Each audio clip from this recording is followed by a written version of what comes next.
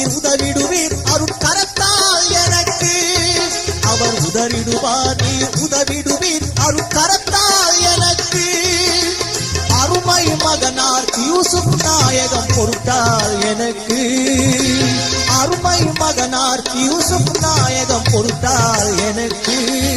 திரு மருமகள் சுல்தான் நீதி நாச்சியார் துணையால் எனக்கு. திரு மருமகள் சுல்தான் நீதி நாச்சியார் துணையால்